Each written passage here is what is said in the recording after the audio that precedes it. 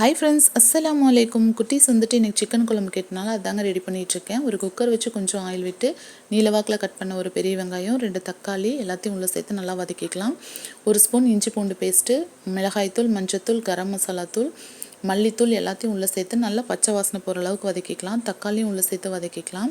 Chicken பீஸையும் உருளைக்கிழங்கையும் உள்ளே சேர்த்துட்டு நல்லா மசாலா எல்லாம் ஒன்றோட ஒன்று மிங்கிள் ஆகிற அளவுக்கு நல்லா வதக்கிக்கலாம். தேவையான உப்பு போட்டு குழம்புக்கு தேவையான தண்ணீர் ஊற்றிக்கலாம். கொஞ்சம் மல்லி இலைகள் தூவிட்டு எல்லா மசாலாவும் நல்லா மிங்கிள் ஆகிற அளவுக்கு கலந்து விட்டுட்டு குக்கரை க்ளோஸ் பண்ணி ஒரு 2 விசில் விட்டோம்னா அருமையான சிக்கன் குழம்பு வந்து நமக்கு ரெடி ஆயிடுச்சு. கொஞ்சம் பீசஸ் எடுத்து சிக்கன் 65 போடலான்னு ரெடி பண்ணிகிட்ருக்கேன். பார்த்திங்கன்னா மிளகாய்த்தூள், மஞ்சத்தூள், கரம் மசாலா தூள், சிக்கன் 65 மசாலா, உப்பு எல்லாம் நல்லா ஒன்றோட ஒன்று மிக்ஸ் ஆகிற அளவு கலந்துட்டு ஆயிலில் பொரிச்சு எடுத்தாச்சு. பார்த்துட்டிங்கன்னா கொஞ்சம் ரசமும் குருமிளகு ரசமும் ரெடி பண்ணியாச்சு. ஒயிட் ரைஸு, ஹஸ்பண்ட்க்கு வந்து சிக்கன் குழம்பு பிடிக்காது அப்படிங்கிறனால அவருக்கு வந்து சுண்டல் பயிர் குழம்பு வச்சாச்சு. பார்த்திங்கன்னா பாப்பாக்காக இந்த பயிர் முளைக்கட்டி வச்சுருக்கேன், அதையும் பாப்பாவுக்கு சாப்பிட கொடுத்தாச்சு.